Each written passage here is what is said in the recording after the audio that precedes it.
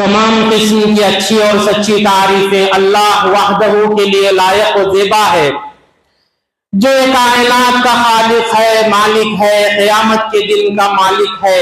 हर चीज उसी के हुक्म से शुरू होती है और हर चीज उसी के हुक्म से खत्म होती है। वही है जिसने इंसान की हिदायत के लिए आसमान से किताबों को नाजिल फरमाया, पै दर पै अंबिया और रुसूल को उसी ने भेजा। दरूद व सलाम हो नबी अकरम सल्लल्लाहु अलैहि वसल्लम पर, जो अल्लाह रब्बुल इज्जत के भेजे करदीदा अंबिया और रुसूल में से सबसे आखिरी, सबसे चहीते, सबसे महबूब बंदे और रसूल। दरूद व सलाम हो नबी अकरम सल्लल्लाहु अलैहि वसल्लम पर, जिन पर अल्लाह रब्बुल इज्जत ने कुरानुल मजीद को नाजिल फरमाया। मेरे भाइयों, आज की इस जुमा में मैं आप लोगों के सामने एक बड़ा हसास मौजू लेकर आया हूं। इंसानी जिंदगी की अहमियत। अल्लाह रब्बुल इज्जत अपनी किताब के अंदर एक इंसान की जिंदगी की वैल्यू और एक इंसान की जिंदगी की अहमियत दो जगह बयान फरमाता है। एक तो सूरतुल माइदा में अल्लाह ताला फरमाता है, आदम अलैहिस्सलाम के दो बेटों का जिक्र करके, आबिल और काबिल, जिनके दरमियान झगड़ा होता है, एक भाई दूसरे भाई को कत्ल कर देता है।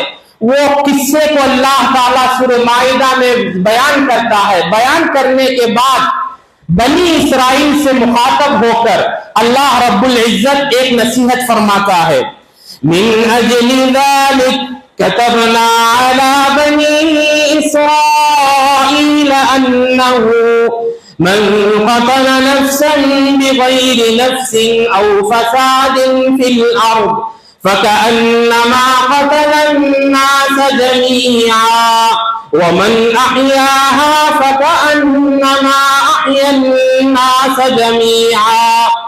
अल्लाह ताला ये आयत के अंदर एक बहुत ही बड़ा सबक, बड़ा लेसन हमको देता है। अल्लाह ताला फरमाता है कि मैंने बनी इसराइल को वाज़ व नसीहत की, बनी इसराइल से कहा कि मन क़तल नफ्सन, जो कोई भी शख्स किसी जान को बगैर किसी उज़्र के, बगैर किसी रीजन के, सबब के उसको कत्ल करता है, अल्लाह ताला कहता है कि उसने सारी इंसानियत का कत्ल उसने किया। और जमीन के अंदर कोई फसाद बर्पा करता है, कत्ल गारतगिरी के जरिए से जमीन के अंदर कोई शख्स फसाद बर्पा करता है, गोया कि उसने सारी इंसानियत का कत्ल किया। और उसी के बरअक्स अल्लाह ताला फरमाता है, वमन अहयाहा, और जो शख्स किसी इंसान की जान बचाता है, फकअन्नमा अहयन्नास जमीआ, गोया कि उस शख्स ने सारी इंसानियत की जान बचाई। अल्लाह ताला बनी इसराइल से मुखातब होकर ये नसीहत फरमाता है। और नबी अकरम सल्लल्लाहु अलैहि वसल्लम की उम्मत को भी इसके अंदर मैसेज है कि किसी जान को तुम नाहक उसकी जान नहीं ले सकते। किसी शख्स का जुल्म से या किसी उज़्र के बिना उसका कत्ल हरगिज़ नहीं। एक और आयत में अल्लाह ताला फरमाता है, वला तक़्तुलुन नफ्सल्लती हर्रमल्लाहु इल्ला बिलहक़, किसी इंसान की जान को अल्लाह ताला ने उसको कत्ल करना, उसको खून करना, उसको हराम करार दिया है। इल्ला बिलहक़, अगर कोई उज़्र हो उस वक्त उसकी जान ली जा सकती है। कोई उज़्र के बिना अगर किसी शख्स की जान ली तो वो हराम है इंसान पर। फिर अल्लाह ताला फरमाता है, वमन कुतिल मज़लूमन फ़क़द जअलना लिवलिय्यिही सुल्तानन फ़ला यस्रिफ़ फ़िल क़त्ल, अगर किसी शख्स का जुल्म के बिना पर कत्ल हो जाए, खून हो जाए, अल्लाह ताला फरमाता है उसके घर वालों को तुम्हें उसका बदला लेने की तुम्हारे पास اللہ تعالیٰ اجازت دیتا ہے، پرمیشن اللہ تعالیٰ دیتا ہے، لیکن جب جو پرمیشن تم کو ملی ہے اس میں تم فلا یسرف، اس میں تم اسراف نہیں کر سکتے، حد سے تجاوز نہیں کر سکتے۔ ایک آدمی کے بدلے ایک آدمی کا خون، اس کے ایک آدمی کو مارا اس کے پورے خاندان کو ختم کرے، اس کی اجازت نہیں۔ تو یہ دونوں آیتوں کے اندر اللہ تعالیٰ نہ مسلم کا ذکر کرتا ہے نہ مومن کا ذکر کرتا ہے۔ اللہ تعالیٰ نفس یعنی مسلمان ہو کہ غیر مسلمان، ہر انسان کی جو زندگی ہے وہ اللہ تعالیٰ کی طرف سے ہے۔ زندگی دینے والا بھی اللہ تعالیٰ اور زندگی لینے والا بھی اللہ تعالیٰ۔ کسی انسان کو یہ حق حاصل نہیں کہ کسی انسان کی وہ جان لے، کسی انسان کو یہ حق حاصل نہیں کہ وہ اپنے بھائی کا قتل کرے، اپنے بھائی کا خون کرے، کسی انسان کو یہ حق حاصل نہیں۔ اللہ تعالیٰ نے یہ جان ہمیں ایک نعمت کی طور پر دی ہے، اور اس نعمت کی شکر گزاری کرنا، اس نعمت کی قدر کرنا ہر انسان پر واجب ہے۔ اسی لیے شریعت اسلام کے اندر اپنی خود کی جان لینا یعنی سوسائڈ کرنا بھی کبیرہ گناہ میں سے شمار ہے۔ نبی اکرم صلی اللہ علیہ وسلم نے فرمایا جو شخص اپنی جان خود سے لیتا ہے کل قیامت کے دن وہ اسی حالت میں اٹھایا جائے گا۔ یعنی اگر کوئی انسان چاقو لے کر پیٹ میں مار کر اپنا قتل کرتا ہے، کل قیامت کے دن وہ چاقو لے گا اور اپنے پیٹ میں مارتا جائے گا۔ اگر کوئی سولی سے لٹک کر مر کر اپنی جان دیا تو کل قیامت کے دن اسی حالت میں رہے گا۔ وہ بتانا یہ مقصود ہے کہ جان ایک اہم چیز ہے، یہ اللہ کی نعمت ہے، اس کو لے اپنی خود کی جان لینا یا کسی اور کی جان لینے کا حق کسی کو حاصل نہیں۔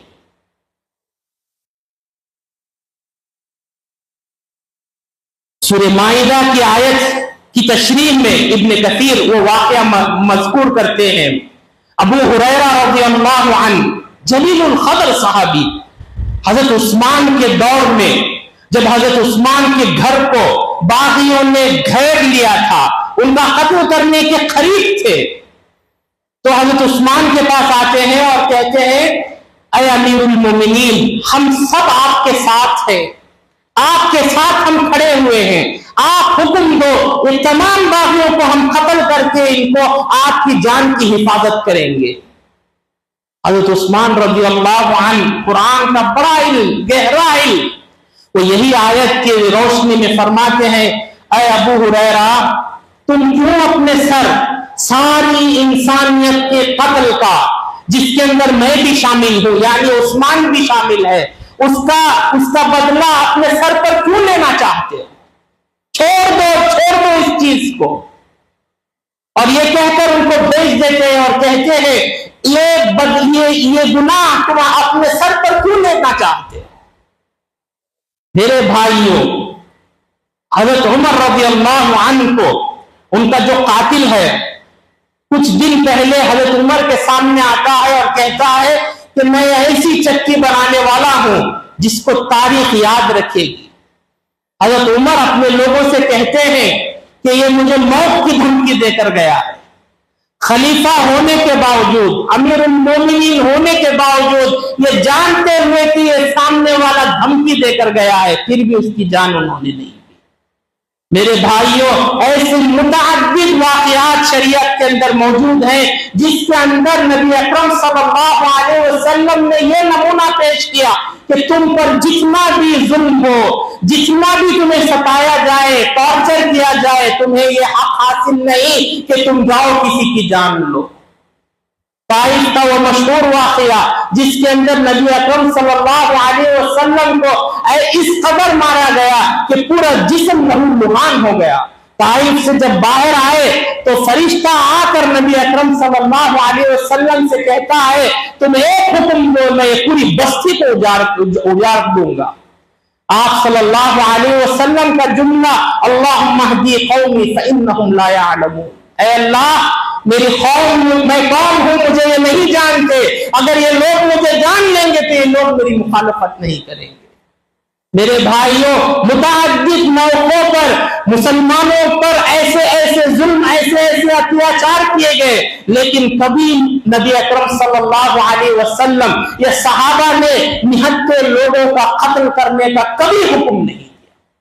میرے بھائیوں، جیسا جیسا یہ زمانہ پروگریس ہوگا، جیسا جیسا ہم قیامت کے قریب ہوں گے، نبی اکرم صلی اللہ علیہ وسلم نے چند پیشنگویاں کی، جس کے اندر آپ نے فرمایا والذی نفسی بیدی لا يذهب الدنيا حتى يبقى على الناس زمان لا يدري قاتل فيما قتل ولا المقتول فيما قتل، کہ آپ نے فرمایا اس وقت تک قیامت برپا نہیں ہوگی جب تک کہ قتل و غارت گیری عام ہو جائے گی۔ قاتل کو یہ نہیں معلوم وہ انسان کا کیوں قتل کر رہا ہے، اور مقتول کو یہ نہیں معلوم کہ وہ کیوں قتل کیا گیا۔ آج ویسا ہی سچویشن ہماری زندگیوں میں آ چکا ہے۔ ایک اور حدیث میں آپ صلی اللہ علیہ وسلم نے فرمایا ان من اشراط الساعہ، قیامت کی نشانیوں میں سے چند نشانیاں یہ بھی ہے ان یرفع العلم، لوگوں کے سینوں سے علم کو لے لیا جائے گا، یعنی علم باقی رہے گا، علم بہت سارا باقی رہے گا، لیکن اس کو سمجھنے کی سکت انسان کے اندر۔ آج کتنا علم موجود ہے، چیٹ جی پی ٹی پر آپ کچھ بھی ڈالو آپ کو ملے گا، گوگل پر کچھ بھی ڈالو سب ملے گا، لیکن وہ علم کا صحیح استعمال بہت سارے لوگ اس سے قاصر ہیں۔ وَيَثْبُتُ الْجَهْلُ، اور جہالت عام ہو جائے گی۔ وَيُشْرِبُ الْخَمْرُ، شراب نوشی، شراب پینا عام ہو جائے گا۔ تمام چیزیں ہم ہمارے زمانے میں دیکھ رہے ہیں۔ وَيُظْهِرُ الزِّنَا، زنا عام ہو جائے گا۔ وَيُكْثِرُ الْحَرْجَ، آپ نے فرمایا حرج بھی بہت زیادہ ہو جائے گا۔ صحابہ کو حرج کا معنی معلوم نہیں، آپ پوچھ بیٹھے یا رسول اللہ وما الحرج یا رسول اللہ، حرج کیا ہے اے اللہ کے رسول؟ آپ نے فرمایا حرج القتل، القتل، کسی انسان کا قتل کرنا، کسی انسان کا قتل کرنا یہ حرج میں شامل ہے۔ رمضان سے پہلے ایک واقعہ یعنی جس سے روح کام اٹھتی ہے، کیرلا یعنی ہمارے پڑوس کا ایک پڑوس کی ریاست، اس کے اندر ایک مسلمان آدمی 23 سال کا نوجوان جس کا نام عفان، 23 سال سے لاک ڈاؤن کے بعد اس کا باپ سعودی سے نہیں آیا، تو یہاں یہ نوجوان رہ کر بہت زیادہ قرضہ کر چکا تھا، تو ہر فیملی ممبر سے جا کر قرض پوچھتا۔ شروع میں لوگ اس کو قرض دیتے تھے، بعد میں لوگ دینا بند کر دیے۔ تو ایک دن یہ اٹھتا ہے، اپنی ماں کو کسی چیز سے لے کر دے کر مار کے ختم کرنے کی کوشش کر دیتا ہے۔ ماں کو مار کر گھر سے نکلتا ہے، سیدھا ایک آٹو بک کر کے دادی کے گھر جاتا ہے۔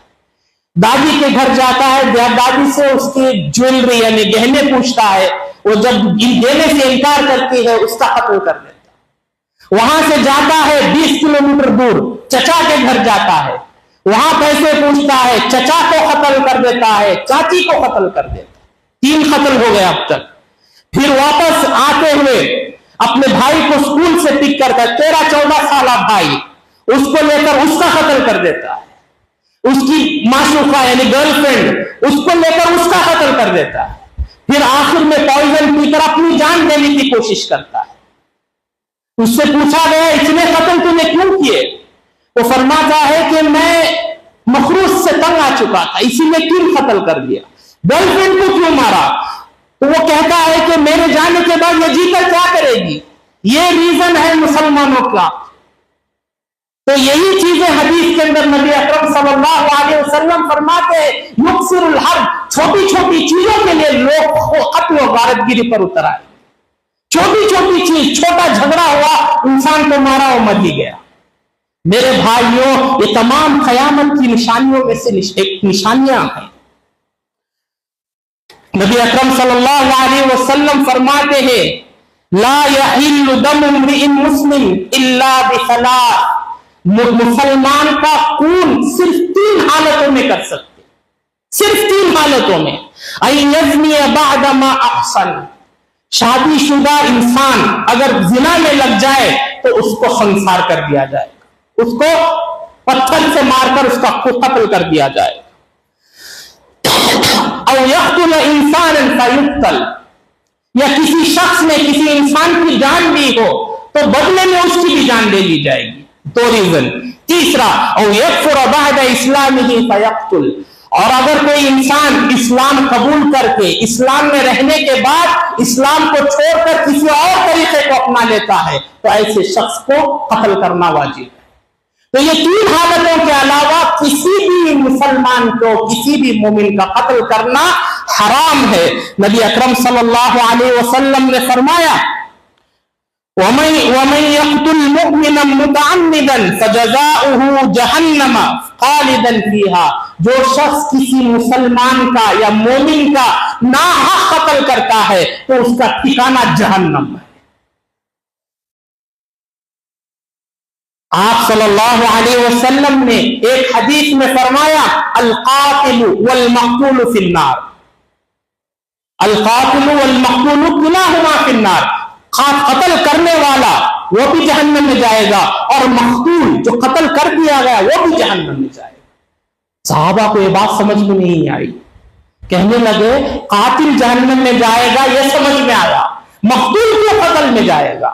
آپ نے فرمایا فَإِنَّهُ حَرِيصٌ عَلَىٰ قَتْلِ صَاحِبِهِ، کیونکہ اگر اس کو چانس ملتا یہ بھی اس کے بھائی کا قتل کر دیتا، نیت اس کی بھی تھی قتل کرنے کی، یہ اور بات ہے کہ اپرچونٹی اس کو ملی اس کو قتل ہو گیا. یہ کب فرمایا آپ نے؟ ایک آدمی کا خون ہو جاتا ہے، اس کے گھر والے قاتل کو گلے میں پٹا ڈال کر گھسیٹتے ہوئے نبی اکرم صلی اللہ علیہ وسلم کی بارگاہ میں لے کر آتے، اور جب یہ اٹھ کر جاتے ہیں آپ صلی اللہ علیہ وسلم فرماتے ہیں قاتل مقتول دونوں جہنم میں جائیں گے. اگر اس کو چانس ملتا، یہ جو مقتول ہے، جو وکٹم ہے، اس کو چانس ملتا تو وہ اس کا قتل کر دے. نبی اکرم صلی اللہ علیہ وسلم نے قتل کو کبیرہ گناہ میں شامل کیا. آپ نے فرمایا سئل عن النبی صلی اللہ علیہ وسلم عن الکبائر، آپ صلی اللہ علیہ وسلم سے کبیرہ گناہوں کے تعلق سے پوچھا گیا کہ کبیرہ گناہ کیا ہے اے اللہ کے رسول؟ آپ نے فرمایا الاشراک باللہ، سب سے بڑا کبیرہ گناہ اللہ تعالیٰ کے ساتھ شرک کرنا. پھر آپ نے فرمایا حقوق الوالدین، والدین کی نافرمانی کرنا یہ دوسرے نمبر کا کبیرہ گناہ. پھر آپ نے فرمایا قتل النفس، کسی انسان کی، مومن مسلم کا جب ذکر نہیں، کسی انسان کی جان لینا. وہ شہادت الزور، چوتھی بات آپ نے فرمایا جھوٹی گواہی دینا. یہ چاروں بھی کبیرہ گناہ کے اندر.